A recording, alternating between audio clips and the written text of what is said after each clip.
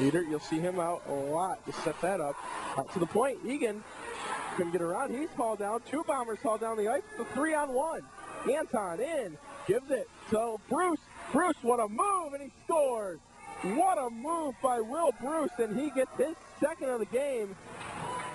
And this is just not good. Enforcers take a 3-0 lead, 9:50 to go, first period. Just some soft hands on it. It looked like he was going to pull the trigger, and you could just see the soft hands to get the goalie to commit. Wow, Will Bruce is seen 2 games of him, and he seems to be a pretty amazing player. Recent pickup by the Enforcers. Wow. Way to Stewart. Stewart over. Scores. So beautiful play. Knocked down Will Bruce's goal total to 1 as he just gave up 1 there. The counter the 2 he did have. And the Bombers cut the lead to 2, 3-1. Watkins put that one in? Chris Marasco gets the goal, I believe. As always, we will await official ruling. You just never know. Stranger things have happened. For Stewart, over the Veppy. Marasco looking to join the play. He gets a nice pass from Veppy. Marasco in, back for Veppy. He shoots, scores! Hey! What a snipe by Josh Veppy.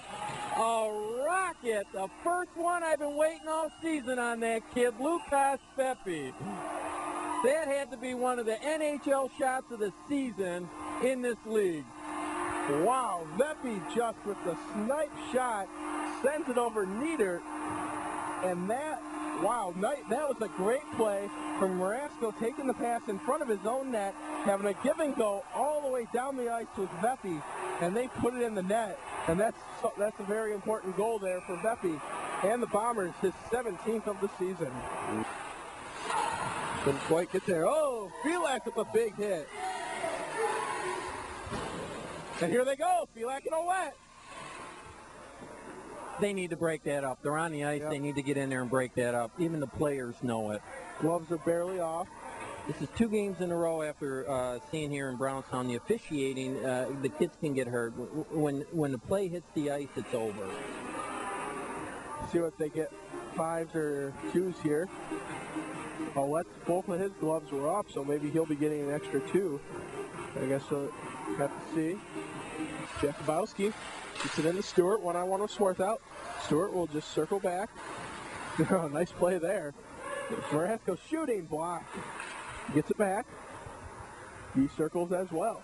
Over Veppy, shooting, scores! Lukasz Veppy ties the game at 3 on his second of the game. And once again, the same play that happened to Brownstown on the very first shift to start this game, Traverse City duplicated it, leaving the man alone, the defense not tying his man up, and when you allow these kids in this slot, they're going to bury the puck. Block, Veppy all alone. Veppy in, Near goes for a poke check. What a save, it's loose. Oh, and Gilson knocks the net off, and this has got to be a penalty shot. A delay a game or a penalty shot has to be coming here, as Gilson clearly intentionally knocked the net off. And he'll go for delay a game, it looks like. Of course, it's 2-on-1. Getting careless. Yep. Coleman shooting, scores. Short-sided him. Where did that one come from? And the Enforcers take a 5-3 lead on a shorthanded goal by Brent Coleman.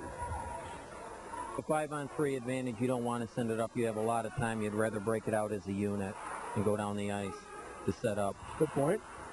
Ferris, 10 seconds to go on the first penalty. Ouellette slips off his stick. He shoots, save by Luco. And the Bombers clear, heads up right in front of us here. Almost my second puck in two games. That one came whizzing down here in front of us.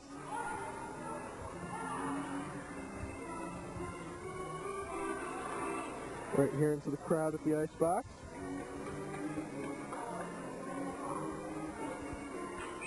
So 4 seconds to go on the first penalty, 47 in the second, 32 in the period. 6-3 Enforcers lead the Brownstown Bombers. Broadhead over Arnott. And they score, Mark Ferris. It's 7-3.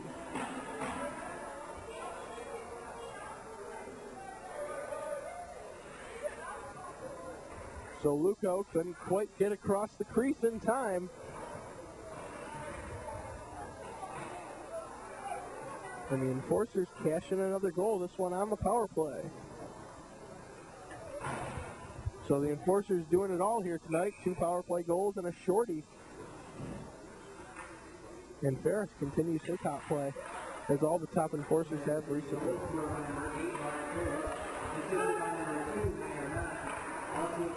Giveaway there. Beppe looking for the hat trick. Beppe scores! It's a hat trick for Lukas Beppe. And it's 7-4 now.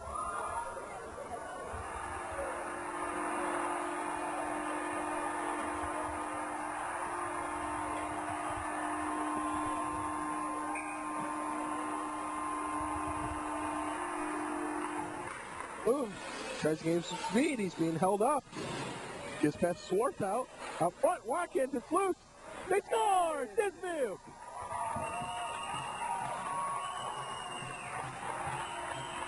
Sam Dismuke has made it 7-5 with his 3rd goal of the season off a little bit of a broken play, I'd say, in front of the Enforcer net. And the Bombers, with 8:46 to go, are right back in this hockey game. Well, it's not over yet. They're down within 2. You know, you'd have liked to got that 3rd goal in early at the 3rd period, but we're down with 8 minutes, and there's a world of time left. Hopefully get but they have yet to get a quality shot on Nieder this period. Hopefully sprinkle a power play in here. Sarno around Langlois, and they score. Will Bruce completes the hat trick, and the Enforcers lead it 8-5. So Sarno just camped out on the far post. Sarno skates right around Brian Langlois, taps the pass over the Bruce. His 3rd of the night, 5th in the last 2 games. And that should pretty much cap this game, down by 3 with 2:26 to go. For the ACHA division title. So face-off coming.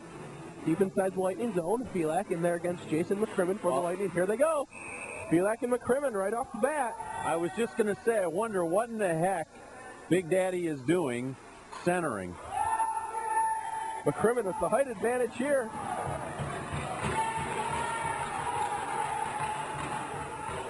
McCrimmon getting some good shots in. I think they were mostly on the back of the shoulder pad. Looked like neither one of them really had the upper hand. McCrimmon had him sort of in a headlock, but that's pretty close to a drive, I'd say. Yeah, that'd probably be a good assessment of that conflict there. Looks like they'll each get 5 for fighting, the standard penalty. So 4 minutes, 11 seconds in, I think that'll be our first of many fights tonight. Well, you know, when you see Jason McCrimmon lining up on center, you know, I was going to jump in and say, boy, you know, I've seen different lines, but that really doesn't seem to make it. And of course, as you saw, as soon as the puck was dropped, they both dropped their gloves and sticks, and they said, we want to get whatever frustration we have out of the way. And hopefully we don't have too many of these as the game goes on. Yeah. It's nice to see some hockey. Yeah, hopefully this doesn't turn into an affair like the last matchup between these two teams, which featured about 4 fights in the last 5 minutes of the game and a Lightning 7-1 win. And that one really got out of hand towards the end. Bruno has it over Putek, circles it back. Ferris was looking for the one-timer, but Bruno took it off the stick of Langlois behind the net. Onafray gives it to Putek. Nice move in. Onafray looking for the move. It's still loose, and they score. So Matt Beck could not hold the puck, get his pad down on it, and that is a bad goal there, and the Lightning lead 1-0. Actually, I would blame both defensemen in the center because Matt Beck made the first save. He had the second pop in control in his pad, and you had Kolja Snyder and Langlois in the center, standing, looking, not touching a body in front of the net. And there should have been 2 or 3 Detroit Lightning players sitting on their butts. Instead, they were allowed to keep popping at the puck, and eventually put it between his